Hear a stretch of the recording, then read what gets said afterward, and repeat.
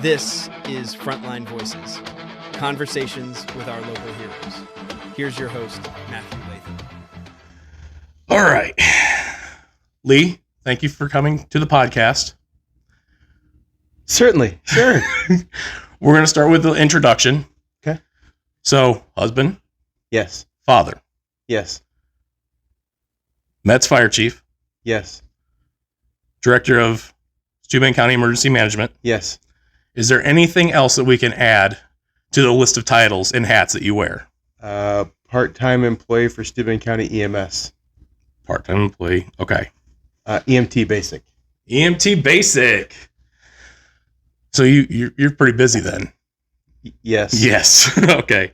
So starting off, I like to look at the person behind the uniform. So I want to ask, you spent several decades serving Stueben County in emergency services. Take us back to the beginning. What first inspired you to get involved in the fire service? So when you say several decades, it'll be 25 years this August. Because that's when I turned my application in and was accepted as a volunteer firefighter at the Metz Fire Department 1 month before 9/11 occurred. So August of 2001. But prior to that, I was raised in the fire station at Metz. My dad retired after 59, almost 60 years of service in the fire department, and had spent years as a child running around the station, being there for fundraisers when they did things, listening to the pager go off, or the radio then, not pager, the radio go off when they would have calls, and see him run out the door. So I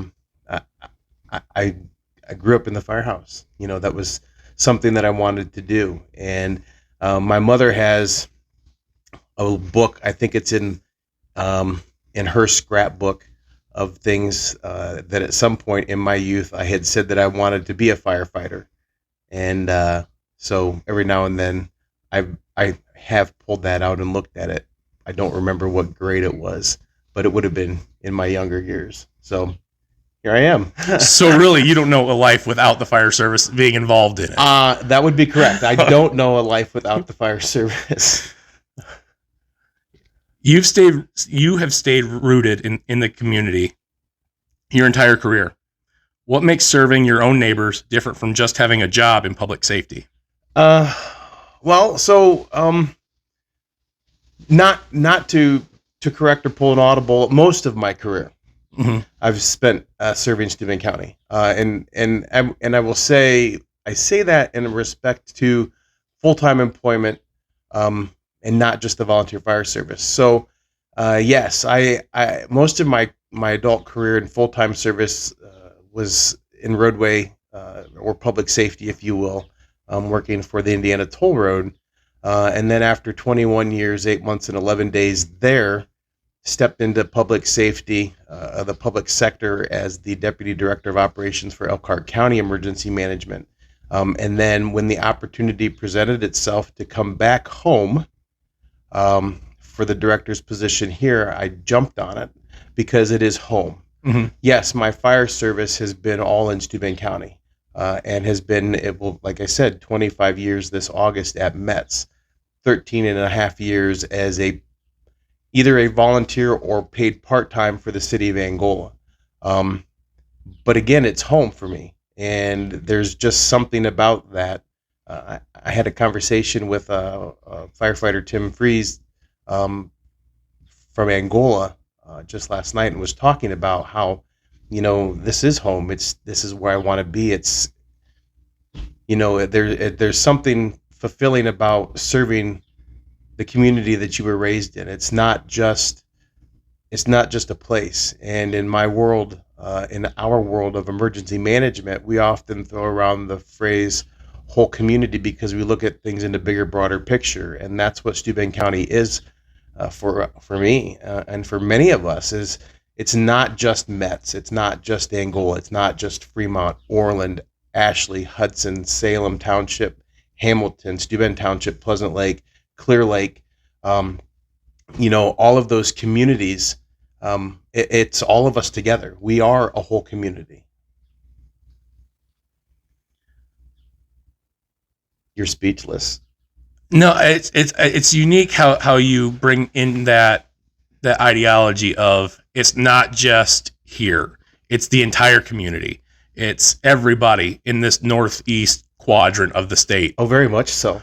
So I like that you include that as being, yes, my home is here, but all of it is my home. Oh yeah, and I tell that to people too when I go out and I'm doing things, public speaking events or engagements when we talk about emergency management and getting out there. And I often tell people that when we go and we talk about public safety, preparedness, response, recovery, mitigation, which I think we're going to get to, that it's not that I'm not worried about just Metz or Angola or Orland, or any other ones here. That I do try to look and focus at the bigger picture, and that's my community. But then I tell everybody the next step beyond that is you go beyond those borders. It's DeKalb County, it is Noble County, it's LaGrange County, it's Branch County, it's Williams County. It's those neighbors of ours that will be called in to help and assist. And the region, like you said, that's what we do is our community. It's the network that we cast and the people that we surround ourselves with, that make us strong, that make us united, that help us succeed in what we do, on a daily basis, on a weekly basis, on a monthly basis. That becomes your community. In the fire service, which is where I have spent a vast majority of my career, we often talk about it being a brotherhood and a sisterhood. Those no boundaries. Mm-hmm. I have colleagues, even in the emergency management. I have colleagues in New Mexico. I have had an opportunity to meet and train with the fire chief in, I want to say it's Contra Costa, California. I was just in a class with the fire chief of the National Parks System. Right, yes. And it's just amazing that the community, when you get together and you meet these individuals, that they are part of it, and that's part of who we are. A young man that I grew up with, or watched grow up years ago, as when his father was the pastor of our church in Metz, is now on a fire department in Kentucky, and had an opportunity to run into him after not seeing him for over a decade, at the FDIC Fire Department Instructors Conference in Indianapolis, and we sat down and talked and hugged and had a conversation. I mean, that's just who we are. So our community is not just immediate friends and family around us. It's that network that we cast, and what makes us stronger. And that's what makes this home, mm-hmm. is because we are able to be there for one another and call upon one another, and rely upon one another when times get tough. And I know that right now the Ashley Hudson community is feeling that, and they understand what whole community means because of the turnout and the support that they are getting for the family here. Absolutely. Yes. You had mentioned public safety. Yes. You're known for wearing many hats. Obviously, you've discussed some of those titles. In your roles as fire chief, as EMA director, which role has shaped you the most as a leader? Neither. Let's say that the title father has. Absolutely, yes. And even beyond that, husband. Mm-hmm. Because my family, my wife, my children, God bless them, they have seen me at my best and they have seen me at my worst, and they are often my sounding board. And they get the full force of nature from me at times. Unguarded, unshielded, and they're the ones that make me kind of step back at times and reevaluate. And it's the things that I have seen them, seeing them watch watching them grow and mature and change as life changes with me, with them. Um, they are the ones that have helped shape me and be develop me to be the foundation for the leader, I guess, that I have become. I'm going to say this: I'm still learning, you know, and I think that that is true of any leader. When you ask them what has shaped you the most, um, a leader needs to be somebody that is a student forever. There is always techniques, methods that they can learn from, grow from. I have a mentor here in the community, and I'll just acknowledge him for what he is. Jason Meek, the battalion chief at Angola Fire and director of emergency management for DeKalb County. I've known for years and is a mentor of mine, and he knows it. But he told me a while ago that you take little golden nuggets. That's a phrase of his. Is you take little golden nuggets from every opportunity that presents you, and you just kind of continue to gather them, because you're always growing as a leader. The moment that you stop, you need to reevaluate. Mm-hmm. But I would say that husband and father has what shaped me the most, because they encourage me. My wife is a mentor to me, you know, when it comes to compassion and empathy and support. I learned from her. This is probably the first that she's ever heard me say that. So I love you, honey. We'll turn the sound down for that one. But you know, and even then, my children, God bless them. I have learned from watching them on what to do and what not to do, and then I take those lessons into my role as fire chief, and into my role in public safety, and even beyond that, you know, casting that network of individuals to grow from. You're always developing leadership skills. Mm-hmm. Always, it's a necessity. We're going to touch a little more on family in a bit. Okay. But I want to delve a little bit into that leadership. Yeah. You served in the Indiana Army National Guard and deployed during Operation Iraqi Freedom. How did that experience shape you in the way you approach leadership today? Well, feeling a little uncomfortable? So, you know,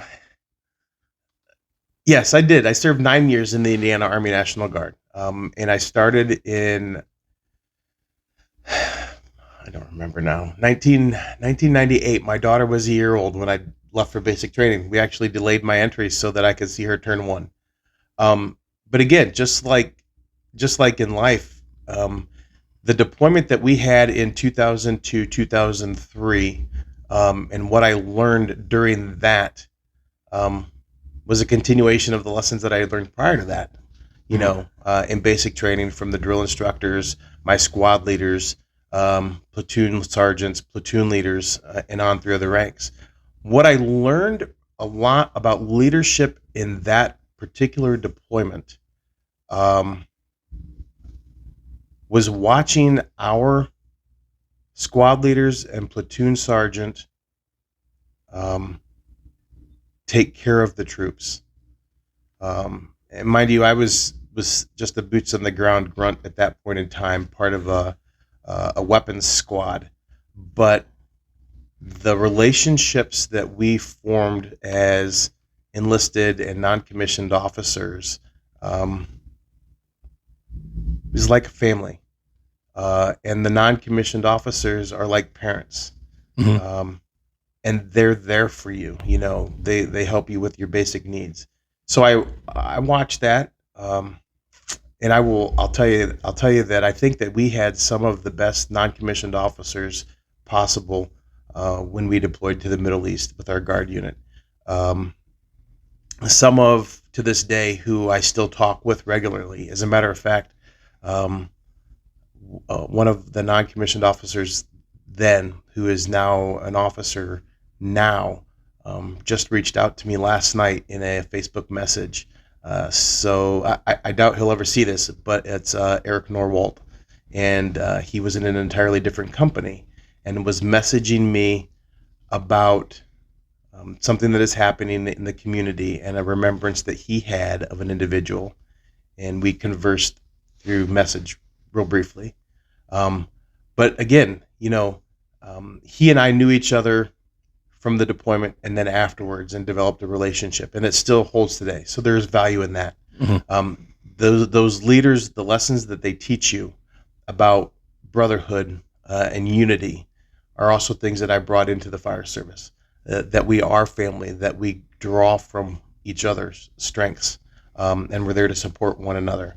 And that even in times of struggle, that leaders themselves even can draw from support from those that are subordinate to them. And I say that because while we were overseas, our platoon was impacted by a couple losses of family members. My squad leader, a great individual, his name's Kirk Ritter, and I believe he just recently retired from the Guard after over 20 years of service. He and some members of his family who deployed with us had to come back for a death in the family.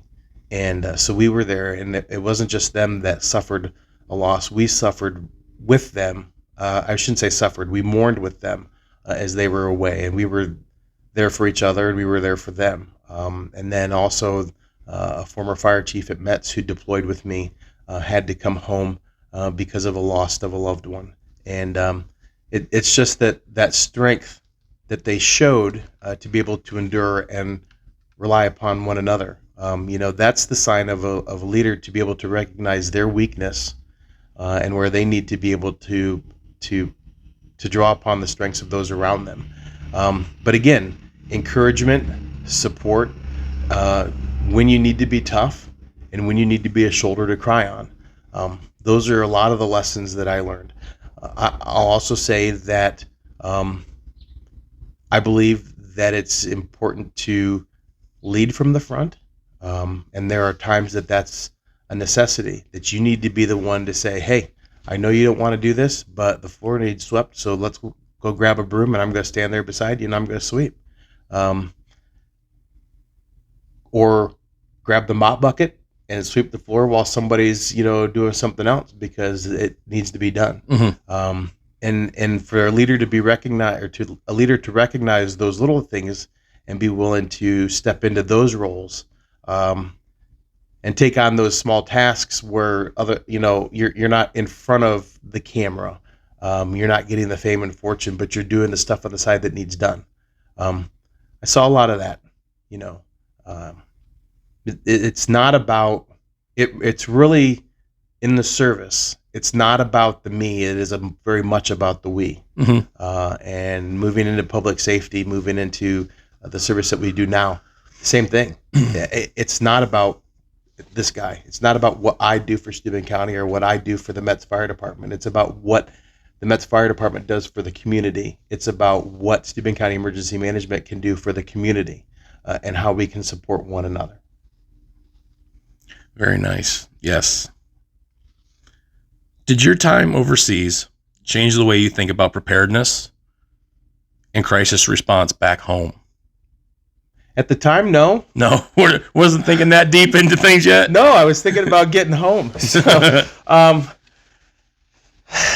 but it's funny that you say that, because looking back, I would say, yeah, there are things that you pull from that.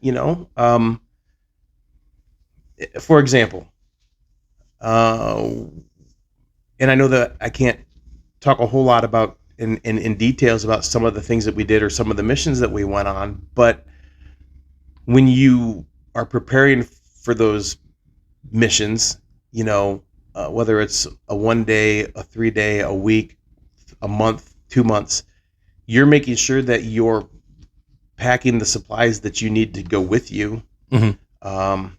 Because you can't take your entire bedroom with you. You got to pack just a rucksack full of clothes and a change of, a couple of changes of socks and the baby wipes and the foot powder, Right. You're looking at those things, the toothpaste and the toothbrush, and Lord knows bottles and bottles and bottles of water.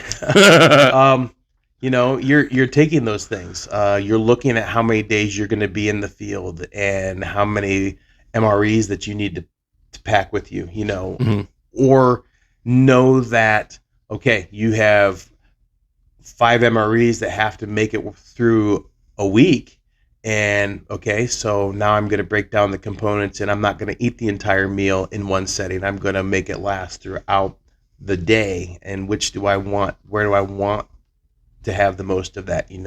Maybe you do the peanut butter and the crackers for breakfast, and then you do the entree for dinner, and you have something else for later in the day. Or so there are things about that at the time you didn't really think about it, but now looking back, when I see advertisements for MREs and boxes and be prepared and and buy these in bulk and have these, I'm looking back and I'm going, I remember what some of those tasted like, and some of those were really good and some of those were really bad. And I wonder what it would be like to have those items in the house. And so yeah, there for a period of time, I'll be honest that when I came home, we talked, my wife and I, about putting water in the basement and having it ready. And one year we actually did buy our children, a bucket that was a supply of food just for them. I think our daughter still has hers that she's got in her closet in Florida where she's living right now. But at the time you think about those things, I will tell you that one tool that I took away from that deployment, that mission, was I am pretty good at filling and stacking sandbags. Because we did we helped create a lot of fighting positions, and we filled a lot of sandbags and stacked a lot of sandbags. So if anybody needs any work with sandbags, you know who to call. Yeah, I will show you and give you the instruction and the tools and help you. I'll make sure that you can do it. I'm not going to do it entirely for you, but I'll give you the tools. I see. Your military service often teaches decision-making under pressure.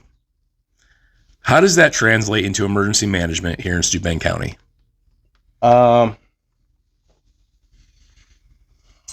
It's a great question. Because a lot of what you have to do is under pressure, and I will tell you that if I learned anything from it is to be calm. You often hear people use the phrase, "Don't go off half-cocked." And I will tell you that being calm under pressure is tough. And I will say this, that I think, if anything, and again, this is looking back, and I'll talk specifically about one incident that I do recall when we were it was a training exercise that we were in. And this was after our deployment, so we were back home, but we were doing a training exercise where we were on a simulated patrol, and we were going into a hostile village, if you will. And again, still as part of the weapons squad, I was with one of our gun teams, and we were moving. I think we were actually in the middle of the movement, and two of the squads from the platoon had moved into the village and were trying to start doing some security on it, and an ambush happened, and we started having calls on the radio for individuals down, and this, it was just, everything was going bad. So then we were moving up. When it was all said and done, I was the senior. I ended up being the senior enlisted member that was still alive, and ended up having to call in. At the time, it was the military uses the phrase a 9-line medevac, where you're calling in for we'll call it modern civilian side EMS support with a helicopter to evacuate personnel. And you've got individuals that are wanting to rush in and go to these places where you literally have to have your head on a swivel and you're looking, no, don't, you can't go there because this is going on. Well, okay, pause for just a minute because you have 5 or 6 individuals that are over here. So that means there's something going on over there. That you really have to kind of stop and pause. And I think that lesson has stuck with me as one that gets to a point where you realize, sometimes you got to take that, we're going to call it a tactical pause. And that's a phrase often we use in the fire service. You're going to take a tactical pause. Things are still going to kind of happen, but you're going to take a temporary step back and look at things and reevaluate. Mm-hmm. And that's what it is you have to have those moments where you step back and you collect yourself and realize it's working, it's not working, we're going to reevaluate, go in another direction, or we're going to continue on what we're doing, because you have to. It's a necessity because something either isn't working or it's going great, but you want to get that perspective because at some point somebody's going to ask you what's going on.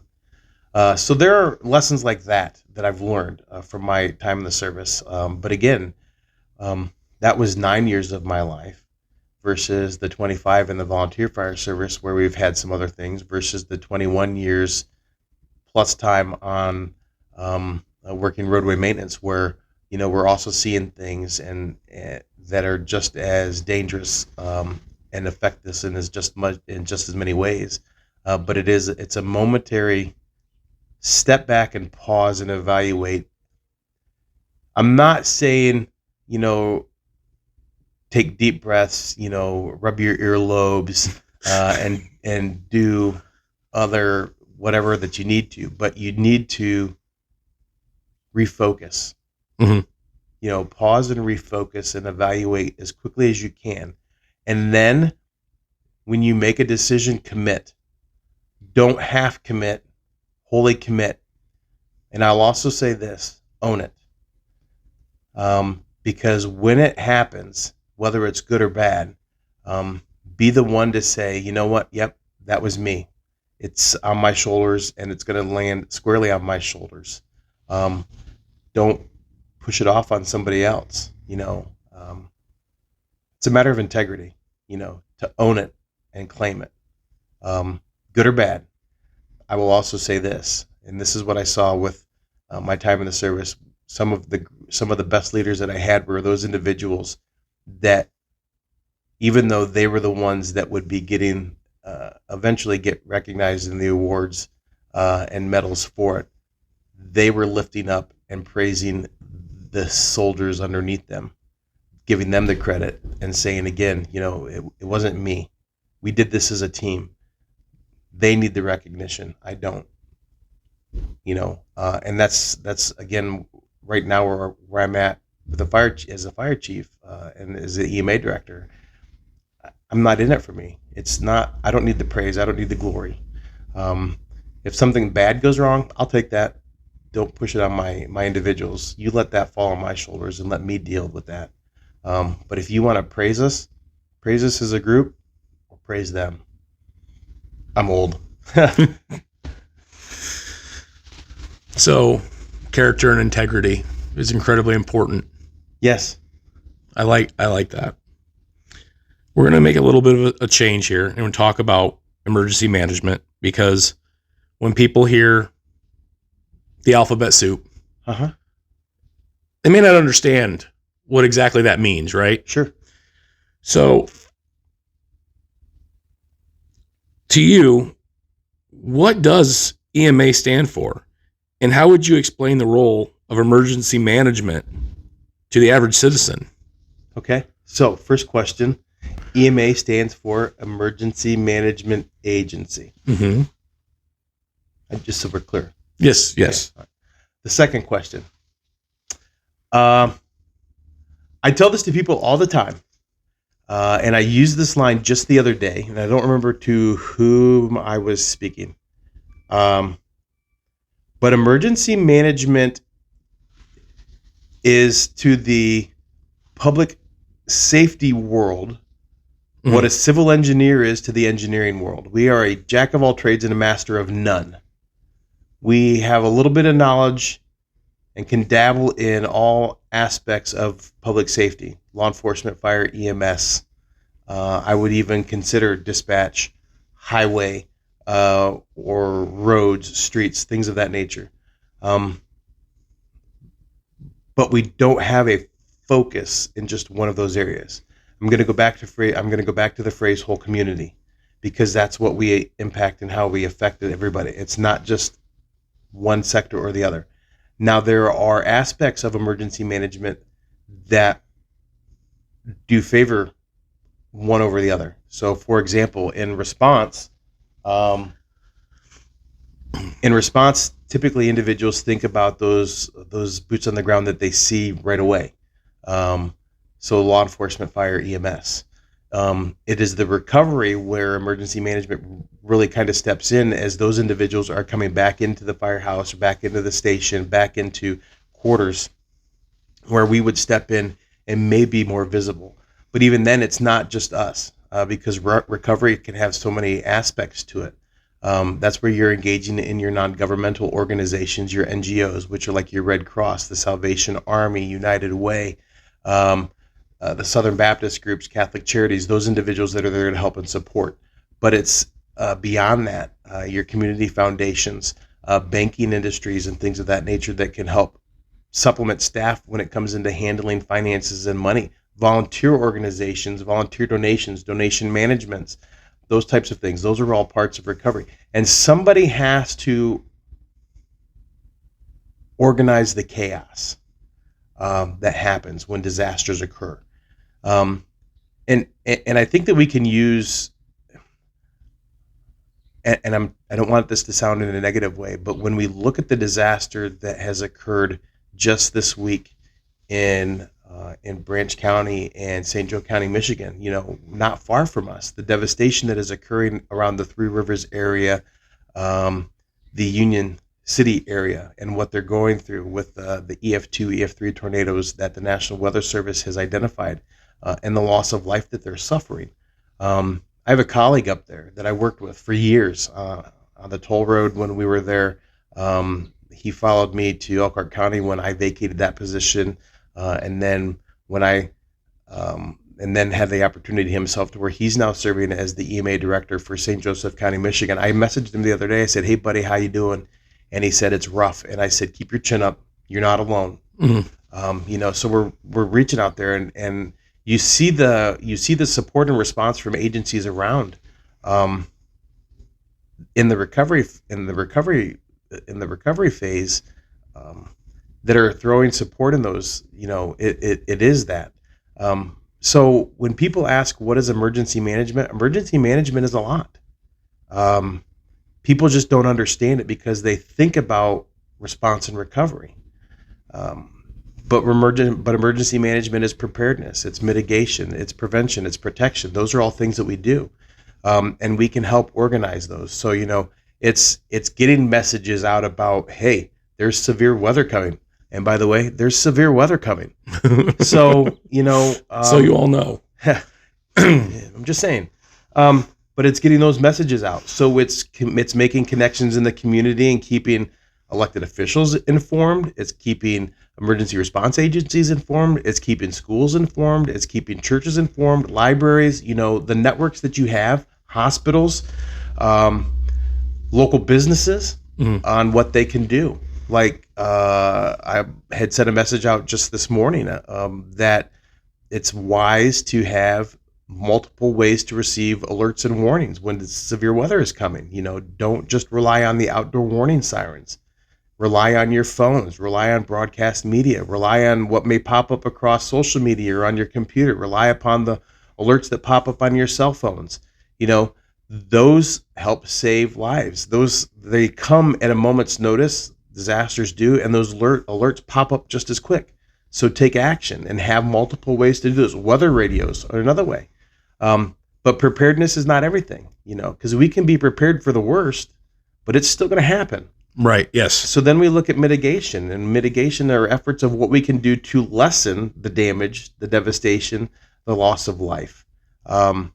and what techniques can be there. And again, advocating for mass notification systems, advocate for early warning systems, advocate for preparedness plans for businesses, communications plans with family members, advocating for having a reserve of money and food and things like that at home, which both covers some preparedness for individuals, but it's mitigating your reliance on the government to come in and help you because you're able to be resilient in yourselves and making communities resilient and relying on one another from around in there. So if something were to happen like what happened here in the community a year ago at the end of March with the tornado that went through the Little Turkey Lake area, up through Stueben Township, Pleasant Lake, the Boy Scout camp, and on up east of Angola, you're not relying on just your resources in Pleasant Lake. You're relying on mutual aid fire departments to come in. You're relying on the Stueben County Highway to come in and help with cleanup. You're relying on those church organizations to come in and cut wood. You're having that there, and part of the mitigation is knowing that you may not be able to avoid the devastation, but you're able to bounce back a little faster because you have some things in place. So emergency management's huge. We don't just do public safety. We're very much private sector. We're very much public sector. We deal with elected officials. We deal with the public. We deal with our hospitals. We deal with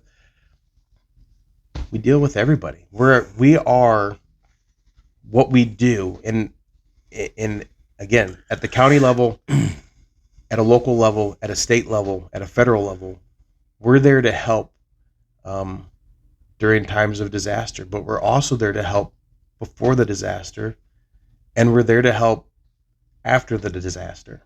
We're there all the time. We're that little thing that's stuck in the corner that gets pulled out when you need us. But we're there all the time. I like that. The just in case. We are the just in case. Very good. So EMA revolves around four phases: mitigation, preparedness, response, and recovery. Yeah. Which one do you think is the most misunderstood? Mitigation. And why is that? Because people don't know what they don't know. And I say that in respect to the fact that people are aware, like I said, I just got finished talking, that people are aware of the response and the recovery. That's what we see. Right. Yes. We see a disaster occur. We see people going in. We see what happens after. So then people are always talking about, well, we could have prepared better. So there is a focus on preparedness, and those messages get out.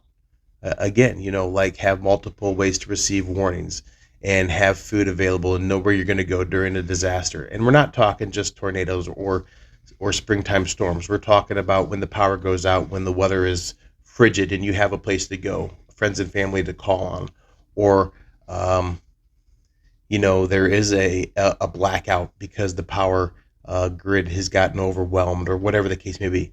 What we don't talk about often enough, and what people don't understand, are there are ways to lessen the impacts of those disasters, and that's what mitigation is. The question about what are they, those answers come out of conversation, because you have to identify what the hazards are. Mm-hmm. And there are a lot of hazards out there, and some are specific to the area and the region that you live in. But there are ways that you can avoid those. For example, if you have an intersection in the community that has a lot of crashes, and I'm thinking of a particular one in our jurisdictional response area that the Metz Fire Department covers, where there were several accidents because people would, one was a road that went straight through without stop signs, and the other one stopped. So how do you lessen some of those accidents? You make it a four-way stop. Mm-hmm. So when you see the county highway out and doing studies, and you see speed limit signs or radar signs Maybe they're doing some kind of a study to see how fast people are going. And when you see that speed limits are reduced, during or through a particular area, that's a mitigation effort. You're slowing traffic down so there's less of a threat of an accident, whether it's a pedestrian vehicle accident or just an accident. Mm-hmm. That's mitigation. When you identify that storms are a threat, and that you see that our lakes are popular and people are wanting to build on the lakes, so you're putting in huge housing additions or condominiums out on the lakes, and you realize that they're outside of your municipality, but you want to make sure that they're as much protected from the threat of a tornado, that you create a county ordinance or that suggests that tornado sirens are put in, like we have that's in place. There are ordinances that are developed because of the when it has happened type scenarios. Flood mitigation, floodplains, and buying property back that floods routinely, and having that flood insurance that is offered. Those are mitigation techniques, but people don't think about them because they're not, all right, it floods, big deal, I'll take the risk, I want to live on the lake, so I'm going to do it, whatever. But when you start looking at those every year, not, the 100-year, the 500-year floods, and how you can avoid some of those things, that's what mitigation is. And people don't think about it. You have to think outside the box sometimes of what you can do to lessen the devastation or destruction that occurs from any type of disaster. So it all goes back to, really, it ain't going to happen to me. But in the back of your mind, you got to keep that in your head that it very well could happen to me. Yes. We really have to get out of our mindsets. And this is everybody as a whole of if it's going to happen to me versus when it's going to happen to me. Because more and more today, rural America is not at any less of a threat than urban America. It will get here. It may not be as severe as something else, but it will get here. So when we go in and we start talking about mitigation and preparedness and how things and programs are in place that we can put in place, that we can make recommendations to our elected officials and pitch those ideas to our communities, we have to look at it from when it occurs. This is what's going to happen, and this is what we could do. Not if. Take the if out of the equation. If went out the window a long time ago. Right. It's when it's going to happen, because it will happen. When a major incident occurs in the county, severe weather, hazardous materials, large-scale emergencies, and this is a little bit of a loaded question, what does your first hour look like? Because I'm sure it is intense. Well, it depends on what time of day it happens. Because some of my first hour might be me waking up, being a little drowsy, wiping the sleepy out of my eyes and getting dressed and going into the office. So, like 15 or 20 minutes of that first hour might be in a little bit of a doozy state. No,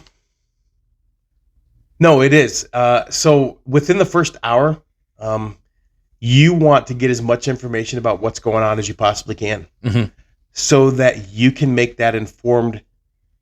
You can provide the best information to the decision makers that are needed. And in my case, when it's a larger scale incident that happens in the county, the decision makers are the commissioners, and that's who I report to. So within that first hour, if I'm getting information of a disaster, I'm hoping that I'm communicating with them. Most times I am.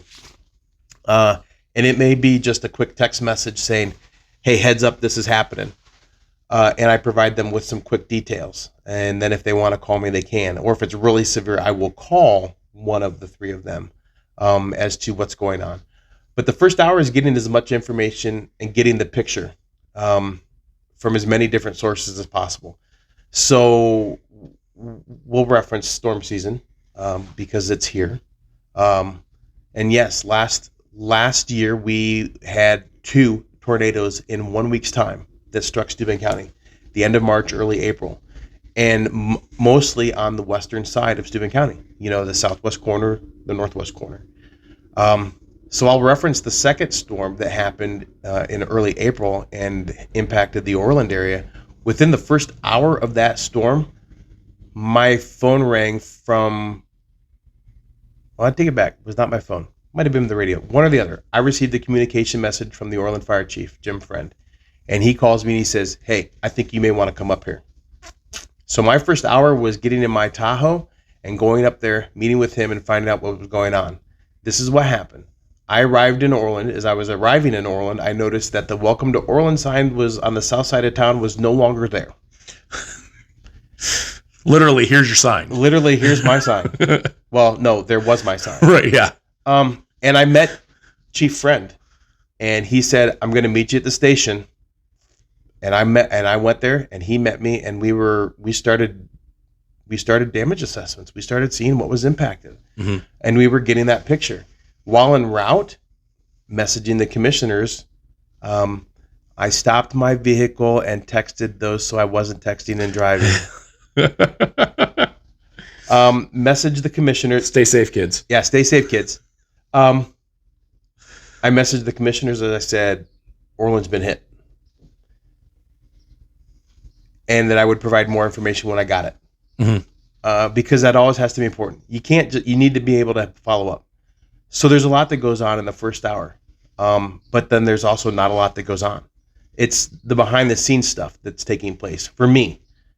Because boots on the ground is already doing their thing. I don't have to tell them what to do. They know it. We train for that. You and I, we train for that. Correct. Yes. So I don't need to jump in your lane. I'm in my lane. Emergency services are in their lane, and I'm there as a support element to support them in whatever capacity that they need. So in that first hour, again, I'm getting information, I'm gathering information, I'm communicating with dispatch, I'm finding out what's going on, I'm getting notices out to the commissioners about what's taking place, and saying, "Hey, when I know you'll know more, you'll know more." For me, it's a bad day if a commissioner calls me and says, "Hey, are you aware of this?" Because I'm already behind the 8 ball. Right. And it's not a good feeling, because then my first hour just got compressed. Earlier in the segment, you had talked about working with fire, law, public health, different state agencies. How important is it to have interagency collaboration? It's huge. When these disasters strike. Oh my gosh, it's huge. You can't do it without it. If nothing more, for the moral support that you get from some of them. But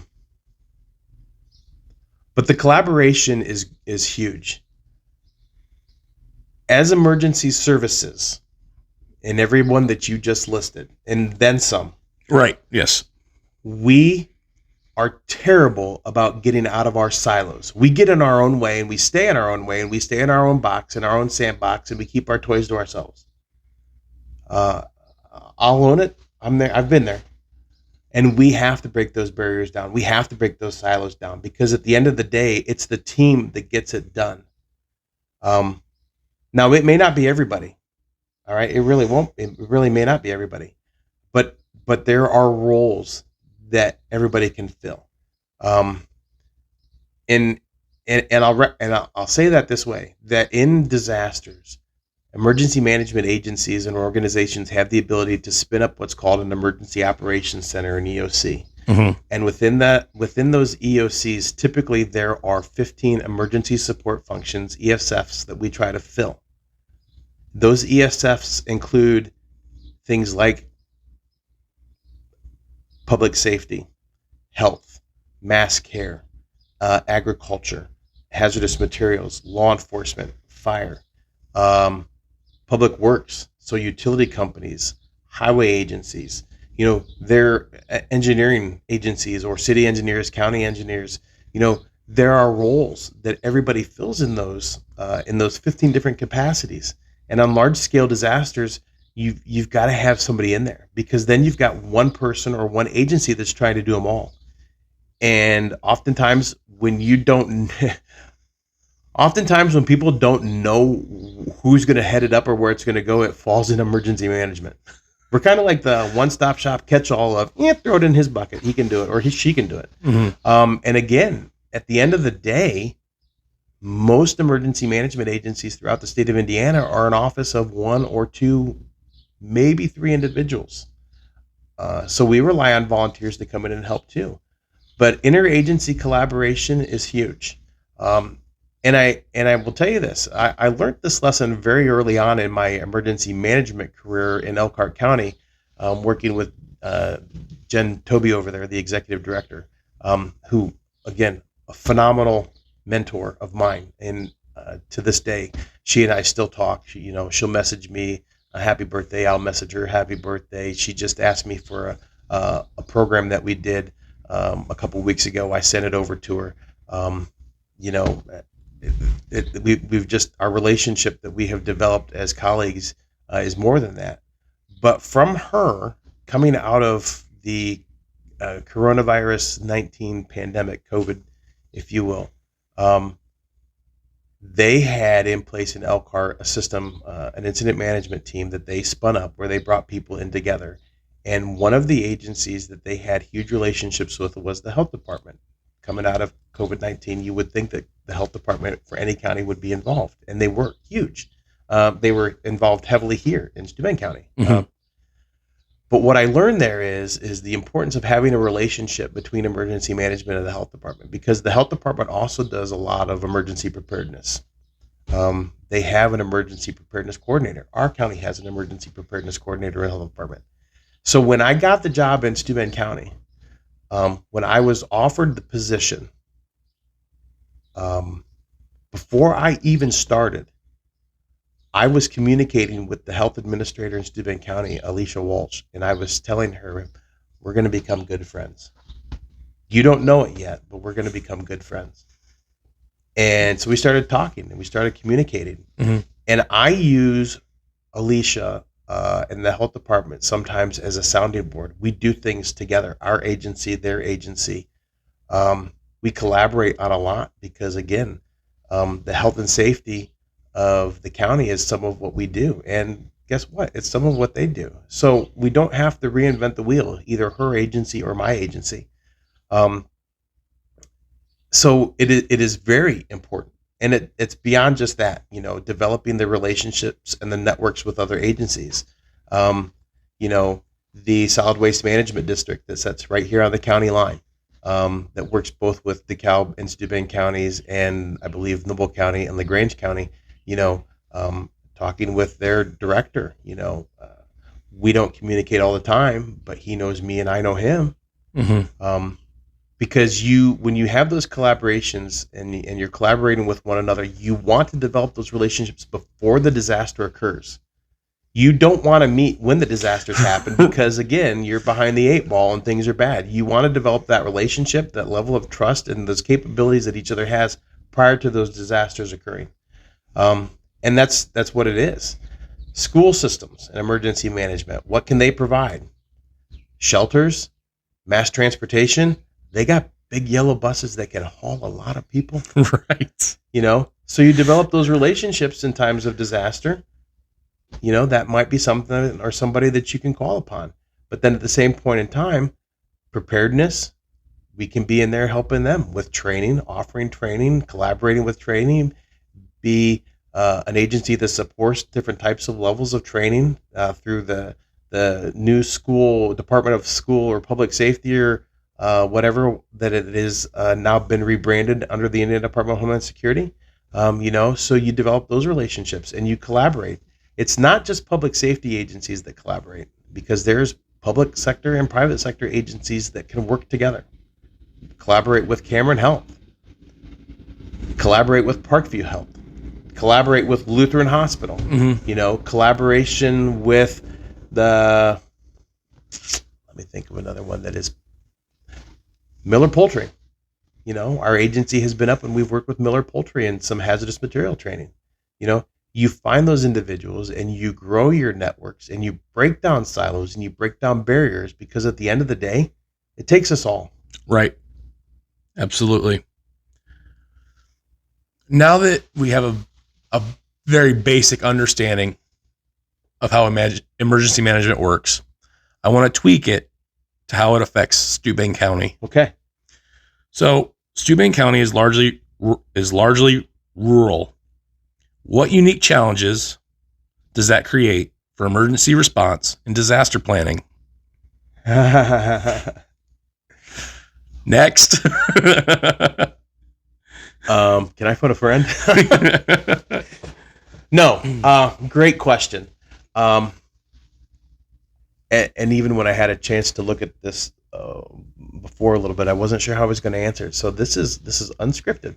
Stueben County is unique, as you said. We are a land of 101 lakes, as we advertise. Although I think there's a few more bodies of water than that, but that's what we advertise: a land of 101 lakes. Mm-hmm. So tourism is huge for us. We say that we have 4 seasons. It's northern Indiana, so we really have winter and then everything else. And we really have two seasons when you look at things. I think in the economic realm, we have tourism season and then we have everything else. So you've got like Memorial Day to Labor Day, where our population triples, if not more. Okay. So we have an influx of individuals that come here because of what we as a community offer. We have state parks. We have over 101 lakes, some of which are sport lakes, some of which are just fishing lakes, some of which are leisure lakes. We have a developing trail system, both in the park, outside the park, and along some of our major roads that are underdeveloped.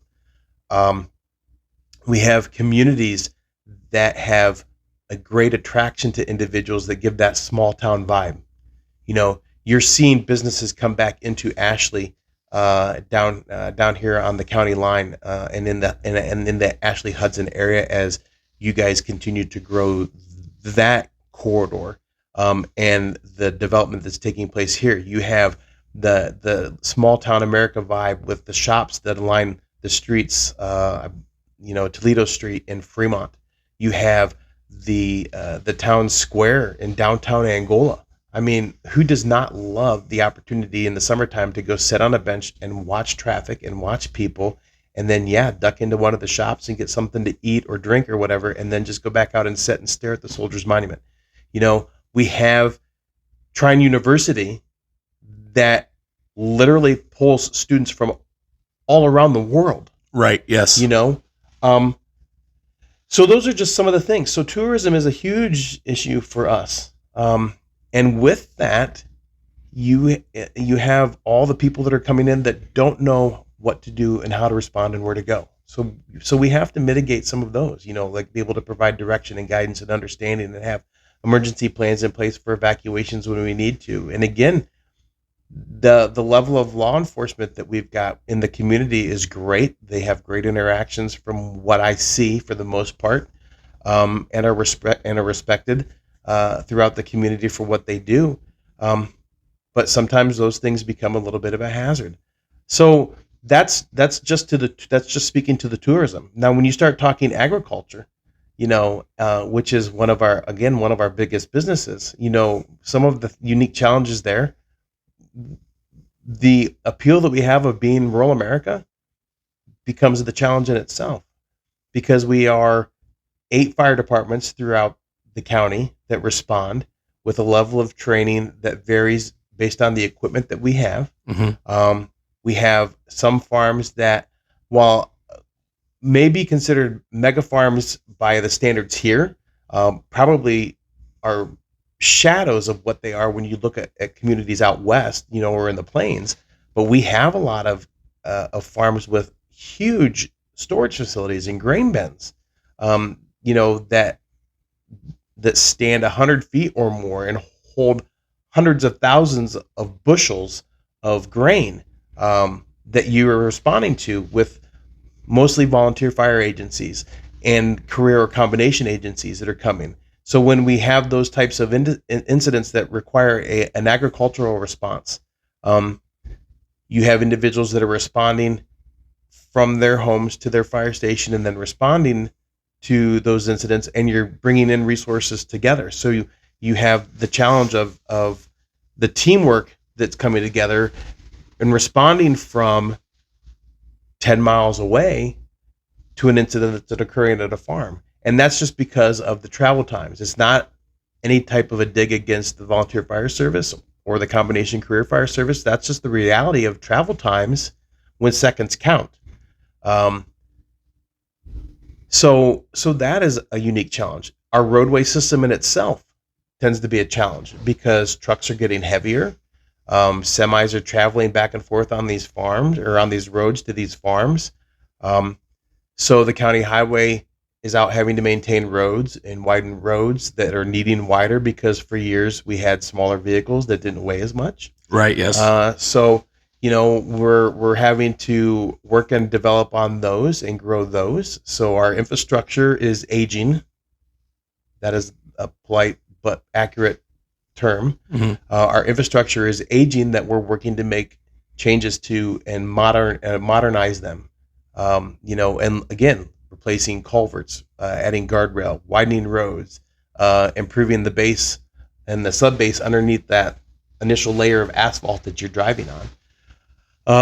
And then the interstates, again, just the interstates themselves, not the rural infrastructure roads, but the interstates that we have and the hazardous materials that are traveling up and down our roads and on our rail system. Even though it is a low-speed rail system, there are still some hazardous materials that transport across that. So hazardous materials, you have Interstate 69 and 8090, Mm-hmm. two major U.S. interstates that intersect the heart of Stueben County.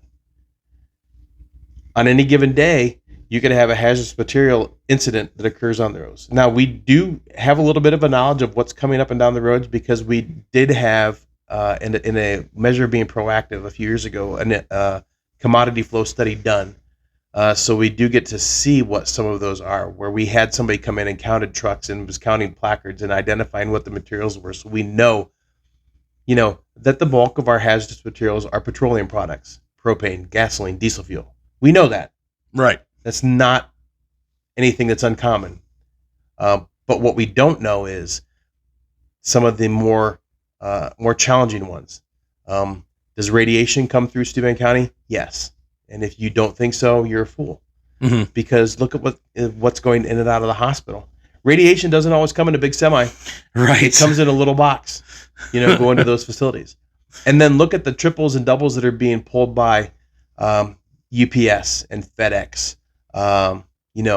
Those transportation agencies that are hauling multiple mixed chemicals in trailers that are under the recordable weights, but are still being transported that we don't know. You might roll up on a semi fire, and you've got X, Y, and Z in that trailer, and together they make a bad boom boom. Yes. So we do have some unique challenges to us because of it being rural America. But I think that for the most part, as a community, we come together and we try to look at those and identify what we can do to be proactive and be prepared, and what the challenges are and how we can support our public safety, by purchasing equipment that they need, helping purchase equipment that they need, identifying some of the hazards and being willing to help share some of the load. Stueben County is a great place to live. I love it. I'm going to ask you to take off your director's hat now. Uh-huh. And put on your fire chief hat. Yeah, hold on. Okay. Got it. So volunteer fire departments are the backbone of rural communities. Yes. From your perspective as a chief, Yeah. what are the biggest challenges facing volunteer departments today? Recruitment and retention. Number 1. Funding. Number 2. Do you want me to elaborate, or is that? If you want to, you can. If you don't, I understand. No. It can be kind of a hot button topic at times. Okay. Yeah. So recruitment and retention obviously are the number 1, in my opinion, followed closely by number 2. And I'll say they actually can be interchangeable because some agencies are better off than others. But it takes a special type of individual to want to be able to do what we do, to run into a burning building, to get up in the middle of the night, to go out in a storm and look for damage or look for survivors when the storm hasn't passed through yet. And then when you get there and you've been doing it for 5 years, 10 years, 15 years, 20 years, 25 years, 59 years, it does take a toll, because we see things, and know that at the end of the day that every volunteer firefighter is a human being too. They have emotions. We're not robots. We have feelings. We have family. And work-life balance is a phrase that I don't like to use, but I'm going to, because there is a balance that needs to take place there between your work in the volunteer fire service and your family and that you have at home. Mm-hmm. So that's huge. And then retaining those individuals, we don't get enough credit for what we do. You have individuals in the community that say, well, you should have been here sooner. You should have been here faster. Why did it take you so long? Well, I got up out of my deep sleep in the middle of the night to respond to the station, to respond here. And I realized that it is your worst day, your worst hour. And I want you to know I'm going to do everything I can in my power. But sometimes stuff just goes bad. And, you're left picking up the pieces, and I'm sorry. But we're here to help you, and we're here to support you. So that wears on people. And because that wears on people, then retention becomes an issue. Mm-hmm. Because you get to a point of, where's the support network for us? And what motivates us? How do we stay motivated to want to continue to do this day after day after day? But I will tell you that at the end of the day, when you are seeing people at their worst and you're that one shining face of hope, that smile out of the darkness that comes to them, that's what motivates me. That's what keeps me going. Knowing that I had a little bit in their life, and that I could have impacted them in a way that I don't even know I did yet. That's what keeps people motivated, I think, is knowing that we can be that change. We can be that spark of hope. But then funding, like I said, is a close second. It really is. Because I'm just going to say the fire service is not cheap. And it is a service that taxpayers get. But apparatus costs, gear and equipment cost. There is a cost that is associated with our time, even though most of us are volunteer and we don't get paid like career departments do. Mm-hmm. But you still have insurance, and you still have medical coverage, and you still have electricity and utility bills at the station and fuel costs. Those things are still there. They're ever present. It's not any different in the career side of thing or a combination side of thing. Volunteer agencies feel those pains just as much. Mm-hmm. And I'll be honest, as a taxpayer, I want to keep my money. I think all of us do. We work hard for it. But the services that come along with being a taxpayer are increasing. An example, we bought an engine in 2009 out to Metz. We got it through a grant, through the Assistance to the Firefighter grant with the federal government. We had to come up with 5% of it as a match. The truck cost us together was over $230,000 for an engine with a commercial chassis at the time. We didn't go custom. We were trying to save our money. Mm-hmm. Commercial chassis, over $230,000. That truck today, 2009 to 2026, $750,000 to $1 million today. A brand new tanker, the last I looked, and it's been a few years, baseline model tanker, not a fire engine, one that shuttles water, tanker tender, $500,000 for a baseline truck to just haul water. Right. You look at a fire engine today, will the Metz Volunteer Fire Department ever be able to afford a brand new fire engine? Probably not. And we have one that's a 2009, and we have one that is a 1996 that we bought from the town of Greenamyer and the township that they reside in down there when they sold it. And it saved us money. So now we have two that we can respond with. But we will never be able to afford $1 million fire engine today, ever.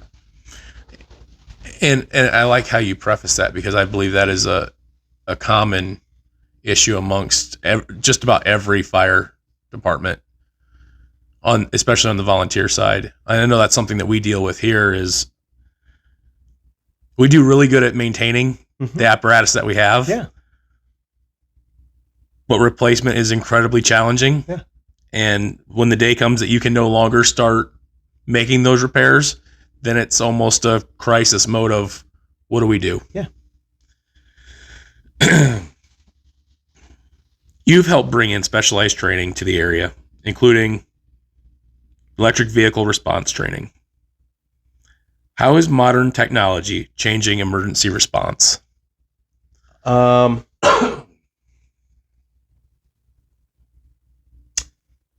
I would say that it imposes unique challenges that our fathers and grandfathers didn't have to think about. Mm-hmm. So let's talk about the EV and AFV vehicles for just a moment. It is so much more than just a battery fire. It really is. Let me rephrase that. It's so much more than just a car fire anymore, or a truck fire, vehicle fire, because now you're dealing with the battery. And to know that it's not just a regular car battery, that's there. Now you're literally dealing with hundreds of little batteries that are packed together in a tight space that are popping off like bottle rockets. That's a cause for concern, because most of the times they're going to go down or up, so they're either going down through the plate that's underneath them in the car, or they're going up through the car when they start going off. In addition to that, now you're also having to deal with, we'll be honest, there are individuals, and I'm kind of coming out of that generation, or my generation in the fire service kind of came out of and transitioned out of the ones where smoke eating was cool, and you didn't use your SCBA, and you would just go up to a car and you put it out. So yeah, that's still cool. I did it. I'm gonna admit it. I'll own that too. But you can't do that anymore because of the hazards of the gases that are put off of those. They're harmful. They're deadly. Right. In confined spaces. So technology, while it makes life easier, is making it harder for the fire service, because individuals are taking those same lithium-ion batteries and they're putting them in laptops that are being plugged in and charged overnight next to your headstand in your bed, that then get hot, overheat, and guess what? The next thing you know, you wake up because your bedroom's on fire, or your cellular phone, or a remote control RC car, or heaven forbid, a scooter, because you live in the city and now you've got it upstairs in your apartment. You take the scooter upstairs with you. You didn't think about those things. A room and contents fire for us anymore is not just a room and contents fire. It is. But now you have to think about, well, what caused it? And is it something beyond that? Because what we learn is technology is there to maybe make things a little bit more cost effective and not reliant on fossil fuels. They're harder to put out, because you cannot just put out a lithium ion battery fire. You can suffocate it, you can smother it, whatever you want to, but it's still going to burn a little bit. It makes it more challenging. And then the fact that you're starting to see it more and more. It wasn't 10 years ago, 15 years ago, it wasn't very common to see a whole car full of EV cars going down the road on a car hauler. Right, yes. And now it's like nothing. And if one of those goes off and you can't get to it, now it's burning, and guess what? Then it spreads to the next one, it spreads to the next one, it spreads to the next one. So now you went from 1 to 4, and you're trying to bring in other specialized equipment. You're bringing in tow and recovery agencies that are bringing in large dumpsters to put these cars in that we can then close up and submerge or put sand around. So you're bringing in more resources than what you used to have to put out a single car fire. So it makes it a challenge. But again, not just talking about EVs and AFVs. Now you're talking about data centers, and you're talking about solar farms and things of that again have huge storage facilities to sustain and store all that power. And mind you, this is not a dig at any way towards any one of those types of facilities, because they are needed in our society to, I think, help us improve. But But know that with all of those, that there are hazards that need to be considered, to take into consideration, suppression systems that can be utilized and installed. Because at the end of the day, it's as much about our safety as it is about theirs. Mm-hmm. It's a challenge. Thanks. Great question. Get me out on my horse. I want to pivot Yeah. back to the importance of family. Roger. As we have come to learn, your family is deeply rooted in this community. And now you have children who have entered the fire service. Uh-huh. What does that mean to see the next generation stepping into that role? It gives me hope. It gives you hope. It gives me hope. Yeah, so you talk about deeply rooted in the community. And I want you to know that I am not alone in this. There are several individuals within our community that have had individuals that followed a loved one's footsteps. So Chief Huffnagel in Fremont Fire, his father was on the department. T.R. Haggerty with Engel Fire Department, his father was in public safety. Jason Meek, battalion chief at Engel Fire, his father and grandfather, maybe even great-grandfather, were in the fire service. Yes, we were just talking about that. He was telling us that he's pretty sure that a great-grandfather was a chief in Hudson yesterday. So, yeah. So, and those are just a few. Gary Schuff, who has served in many roles as an officer and firefighter in Orland, now has a son, a daughter, and a son-in-law who serve with him on the Orland Fire Department.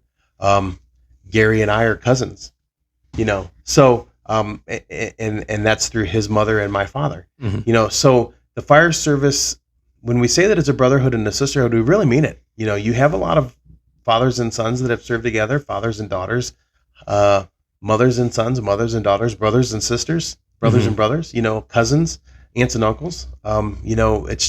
It's just the way that we are. My father, I had mentioned that my father served 59 plus years on the department, not quite getting to 60 when the fire chief finally said and had the conversation with him, I think it's time that for your health that you get off.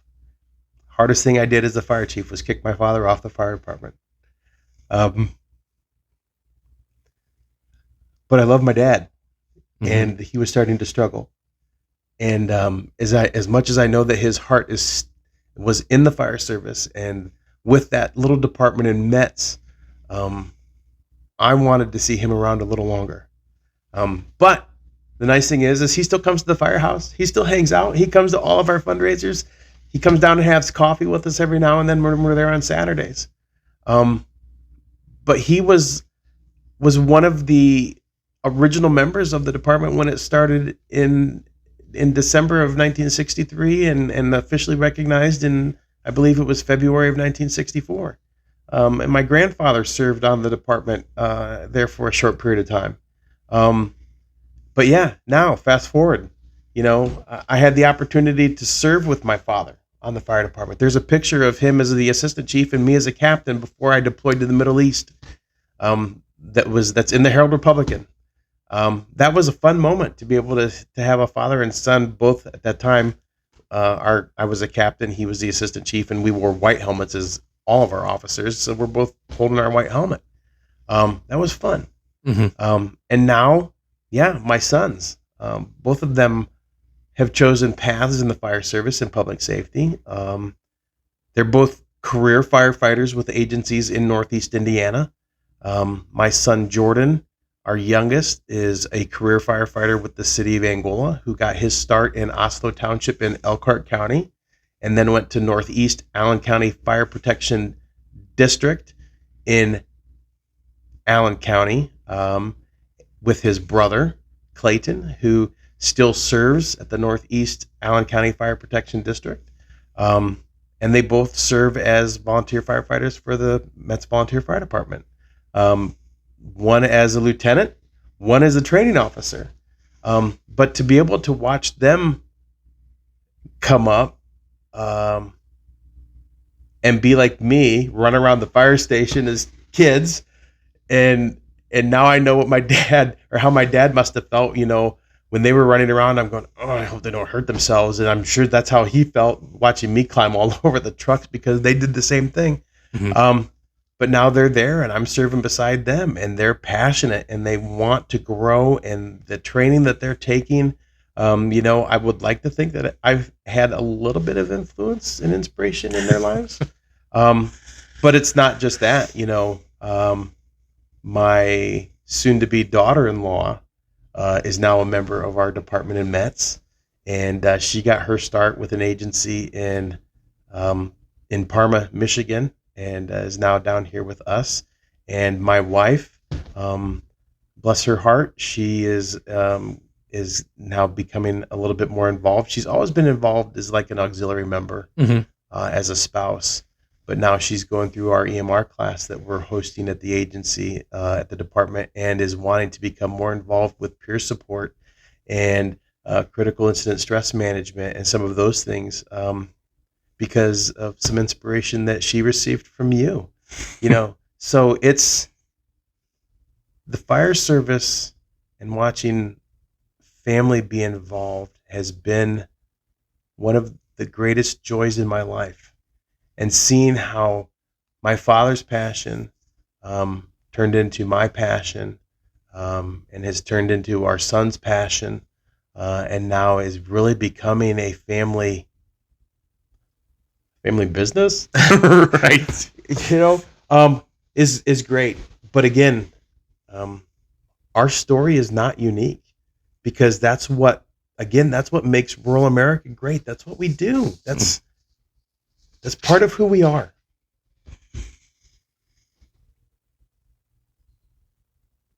This part of the interview starts to take a little bit of a turn. Okay. Because it has to think about the future. Yes. So looking ahead. Retirement. We're not quite there yet. Okay. Not quite there yet. Looking ahead, what do you believe is going to be the biggest challenges facing emergency management in the next decade? Funding. Without a doubt, funding. And I say that because we're already starting to see some of that happen now. I think it goes back to the question that you asked earlier on in the interview, is what are some of the challenges that we face? And part of those challenges that we face is an understanding or a lack of understanding of what we do and the importance of us as emergency management. But I will say this, that the dollars that we get through federal funding are going to be harder and harder to get, I believe, at the local level. Mm-hmm. Because there are just so many programs. And I'm not trying to make this answer anything political by any nature, because emergency management has always been one of those agencies where our mission has kind of taken the lead from the existing administration. Mm-hmm. Coming out of where modern day emergency management really came from, the 3 Mile Island incident in Pennsylvania, the nuclear fallout disaster, not fallout, that took place there, and the creation of FEMA in that, and response and government supported response. Every administration has kind of changed some of the direction of where emergency management went. Coming out of, we'll call it post-Katrina, in 2005, we had a huge focus on disaster response. Prior to that was 9/11, 2001.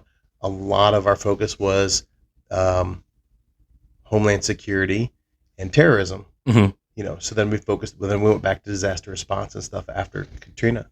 And today, the directive that we have received, literally it was, our directive is now resilience. And resilience means where we rely upon ourselves, our community, less aid from the government, which again, that's less government involvement. So we think, right? It may be good, maybe bad. There are people that speak on both sides of the aisle. Some want a lot of government involvement and some want less government involvement. Mm-hmm. So resilience is our current focus. And in my mind, that means less assistance, less funding coming our direction. And again, we're seeing it. In rural America, in Indiana, where every dollar counts in county government, how do you determine, do I put money into infrastructure, roadways? Do I put money into public safety? Or do I put money into preparedness and mitigation? Where do you have to focus the money? And there are a lot of other projects that honestly take priority. And emergency management, again, as we've discussed, is one of those things that people don't realize you need it until you need it. That's when we're called on.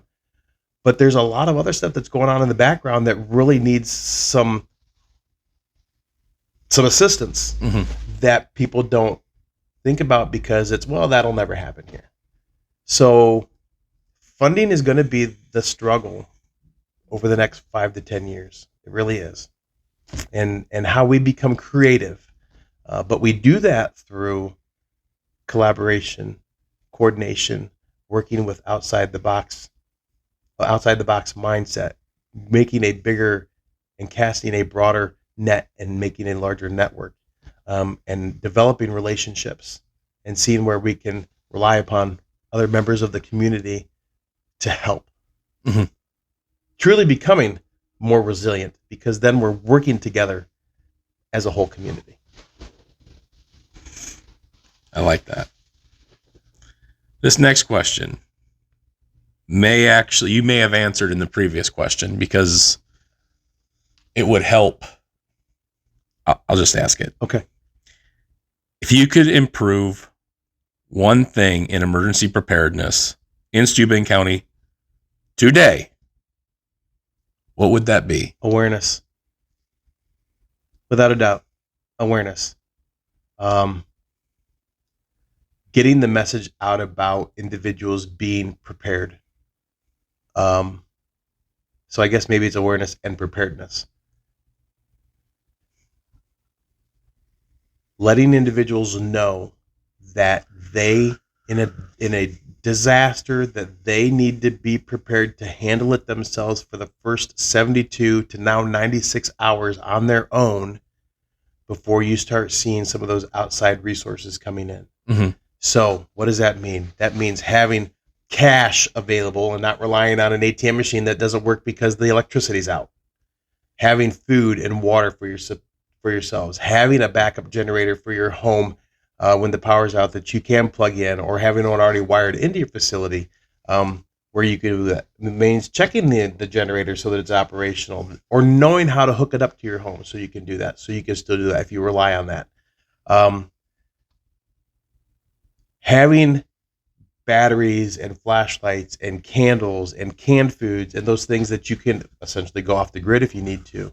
Having a communications plan, having an evacuations plan, having knowing where you're going to go when the power is out if you can't stay at home, having those developing those relationships with families and loved ones and friends that you can call upon to help you. I go back to the communications plan of knowing that I got my kids' phone numbers programmed into my phone so I can call them. My parents, I have their number. Having those available, and even maybe communicating with individuals in a snowstorm. Hey, I know the roads are bad, but I got to run to town. This is my route. Blah blah blah. I did it with my wife the other night. I was coming home from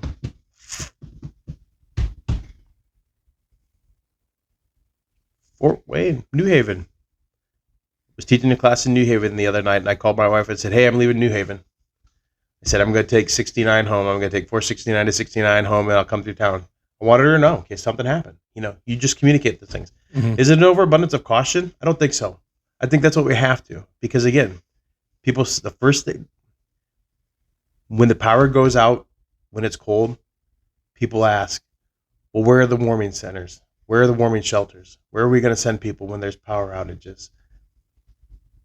My question is you know that you live in Stueben County, and you know that the chance of the power is going to go out. Do you not have a backup plan yourself? Maybe people are new to the county. They don't realize that they need to have a backup plan. So awareness and preparedness. And our agency can help educate individuals on that. We do work with places to provide warming centers where they can go. But at the end of the day, if the power's out and it's overnight and it's 48 hours, is there a friend, family, loved one that you can call upon and go to? That's what we would encourage, because we're an office of one, and as much as we would love to be able to help everybody by providing them a warm place to go, I just can't do it.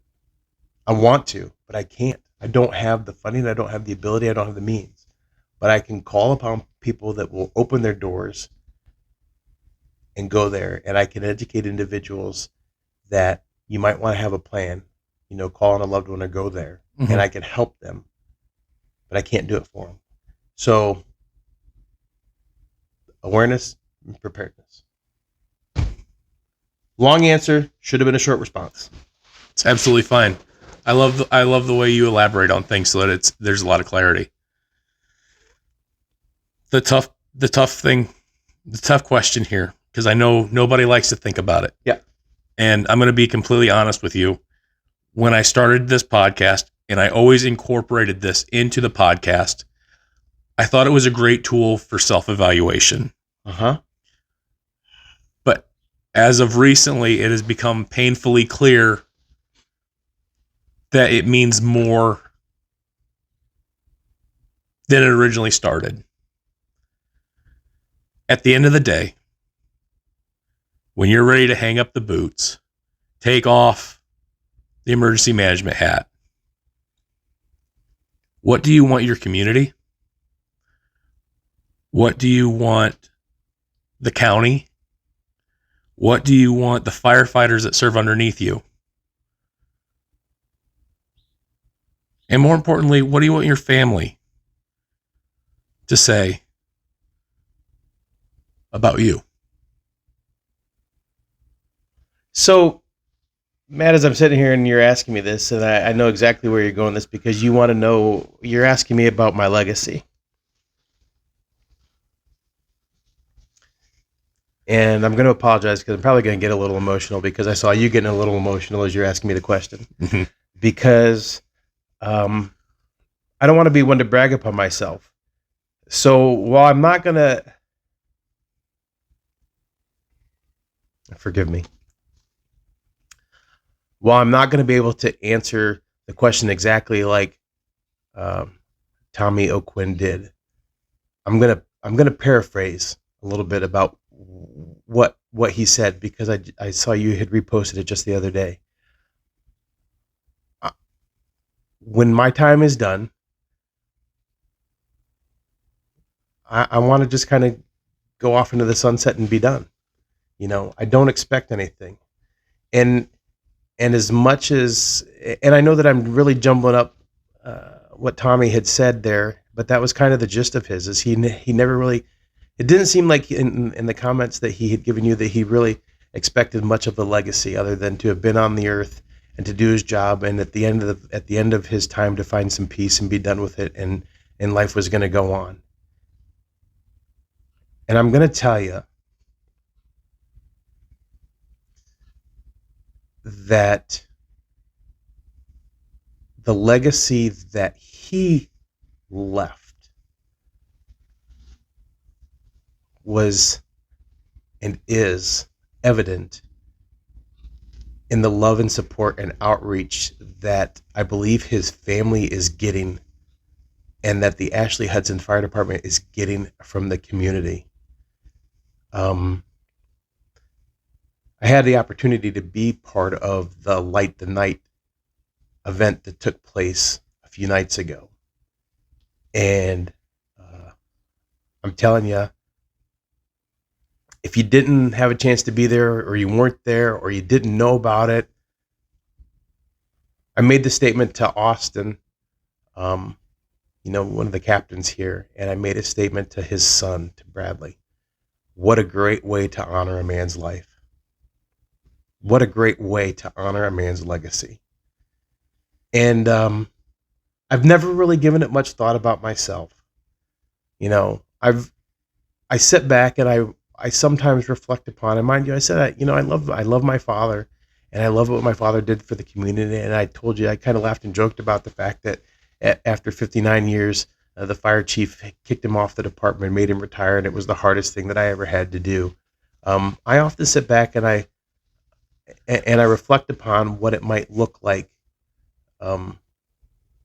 I hope that through my actions, I honor my father, and his legacy for what he left for me in the fire department at Metz. Mm-hmm. And not just in what I do at the fire department at Metz, but within the community in Metz.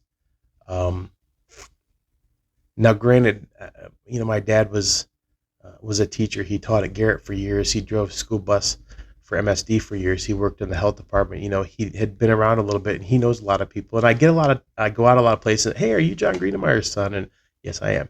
And that's what I had to live with. And I never, it used to annoy me, because I had told a young woman once on our apartment at Metz, and she's no longer on the department. I said, don't rely on being known as your father's daughter.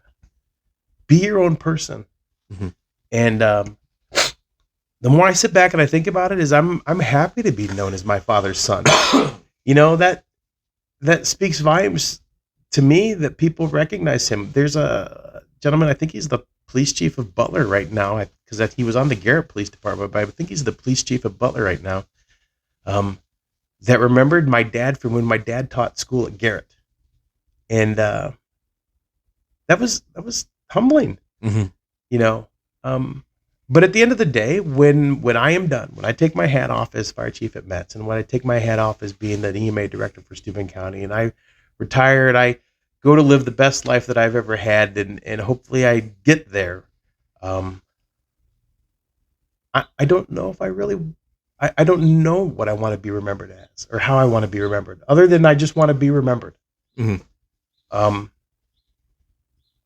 Because I think that's how people live on, is when you remember their lives, when you remember who they were, when you can still celebrate them for something, that's how people, that's how we live on. That's how we, carry on, is it's in a name.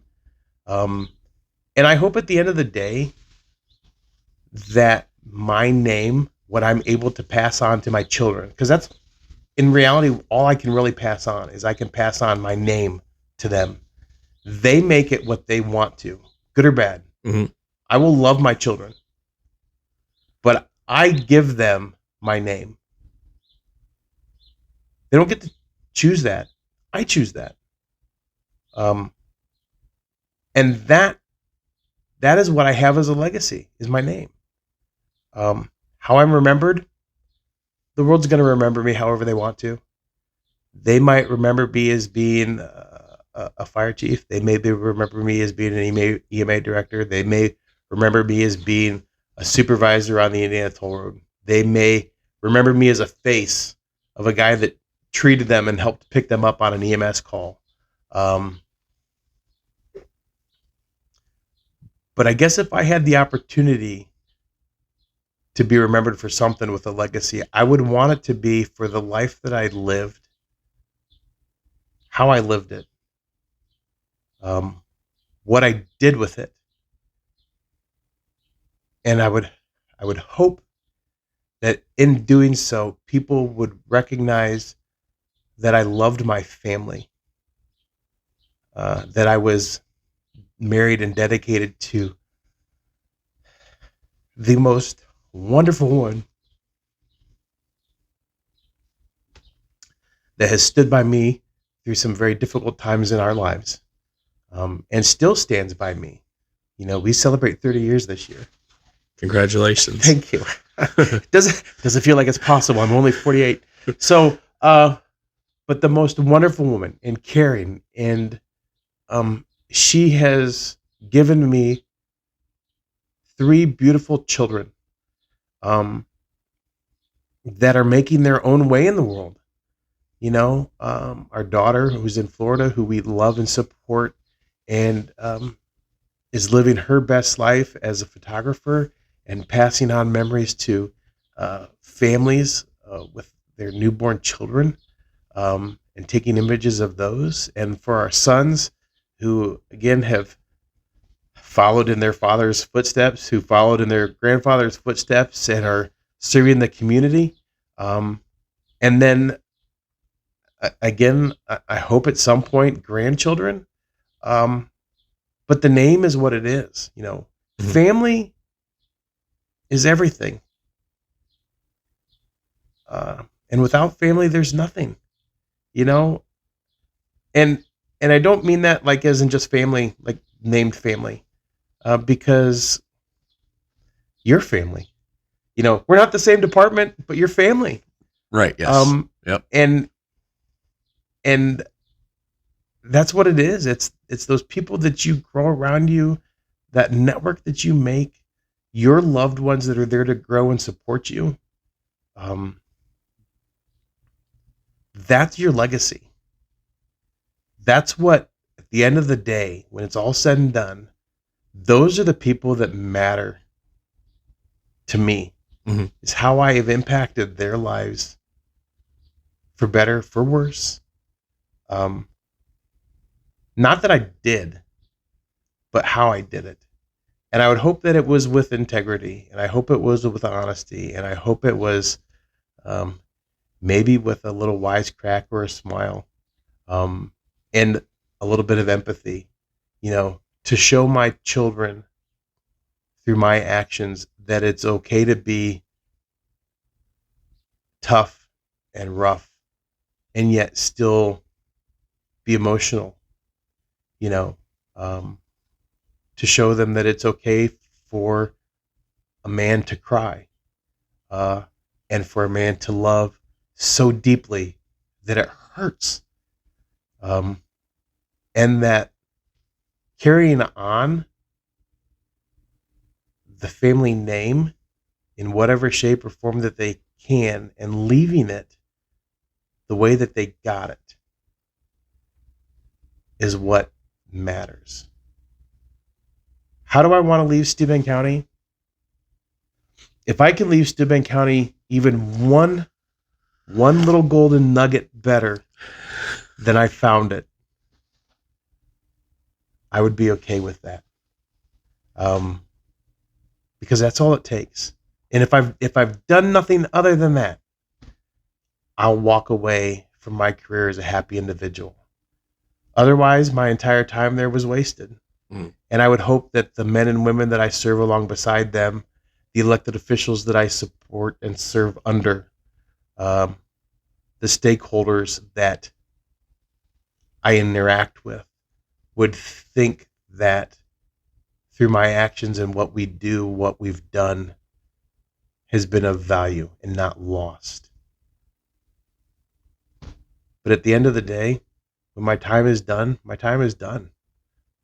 And whether I'm still alive or I'm planted 6 feet under, I can't do anything about it. Right. So, I don't know. I would say this, that as maybe we're coming to a close of the interview, cherish the ones that you love. Tell them today that you love them. Don't wait. Don't hesitate. Let them know that you love them, that you care about them. And when you have the opportunity to meet somebody on the streets, smile, shake their hand, introduce yourself, and see if you can change their life in just a little bit way, in just the littlest way. Start casting out those little golden nuggets so that they can pick that up and take it with them. And that's how maybe I'd like to see my legacy left. Just to be somebody's little golden nugget in their pocket of, I knew him. Yeah. It makes full circle. We started with golden nuggets. We're finishing on golden nuggets. There we go. All right. We'll drop the heavy. One final question for you before we part ways for today. One final question. If there's anybody that you could recommend, for this podcast, who would it be? And I know we kind of talked about this yesterday, and you had a whole list of. I do. I have a whole list. So stand by for news. So if I name drop you and you're watching this, I'm sorry, but I'm honestly, I'm going to tell you right now, you need to get a hold of and you need to have come on this podcast, Battalion Chief Jason Meek. I think you've already talked with him. Mm-hmm. I think he's on his way. But I would also encourage you to do this outside of the realm of, including inside the realm and outside of the realm of public safety alone. Chief Harder, if you're listening, yep, I'm name dropping you because great public servant to the community. He serves as the Angle Fire Chief. He served as county council member. He served as county coroner. So he served as assistant fire chief. He served as a volunteer with the Angle Fire Department. He has decades, more decades than I do, of public safety experience and service to the community. And he has seen it from several angles. Along those lines, I would suggest Councilman Bill McClanahan, because a business owner, elected official, public safety with the Orland Volunteer Fire Department, has a unique perspective and can bring some things about leadership in an entity of public safety or public service that we don't talk about with the towing and recovery industry. Because I'm telling you what, those men and women that pull the chains and run the ambers on the side of the road don't get the recognition and the love that they deserve, because they are just as much an emergency responder as what we are. So I would suggest Councilman McClanahan if an opportunity. I would also, yesterday I think you and I talked about John Gagne, who works for the security safety section of Cameron Health. His opportunity with the public safety sector for laws, his years of service with the sheriff's office, and now in the private sector, what he does within Cameron Health. And I would also recommend Amber Scheibel, who is the ER nurse, because I'm telling you what, nurses are frontline heroes too. Those men and women have been through it. They see it. And oftentimes they're the ones that are left holding the hands in the hospital when an individual departs this world. Mm-hmm. They're huge. They stepped up during a time when our nation struggled with the pandemic, and they towed the line, and they saw us through. So I would give a shout out to them and any one of those individuals that you could get to come in here. Yeah. Those are just a few. I got a whole bunch more, but I don't think we need to go into all of those. But I would do that. And you know what? I would encourage you, keep doing what you're doing, because this is great. I think you found out yesterday that you're making waves that you don't even know you're making, and it's getting spread here and far. But talk to the old. Let me rephrase that. Talk to the more experienced emergency responders in our community. Mm-hmm. And by community, one more, Eric Kennedy. Yep, I'm dropping your name too. From Corona Fire, Kendallville Fire, the Public Safety Academy. Oh, sorry, Justin Stump. We talked about you yesterday. Indiana Department of Homeland Security, former sheriff, law enforcement officer in Noble County, county commissioner, EMA director, and now works for the Indiana Department of Homeland Security. He's within the area. So talk to people near and far, young and experienced. Mm-hmm. And just keep doing this, because this is great. Your podcast, it's called Frontline Voices. I challenge anybody to come on this podcast and give a clear, defined definition of what frontline is in today's society. Because the battle is coming from all fronts. All fronts.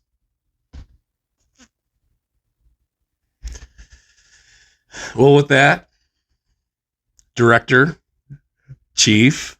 Wait, which one are you talking to? Lee Greenamyer, I appreciate you coming on to the podcast.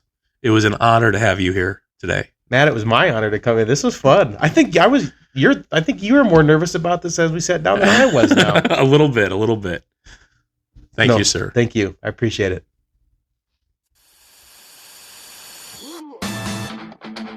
This is Frontline Voices, Conversations with our local heroes.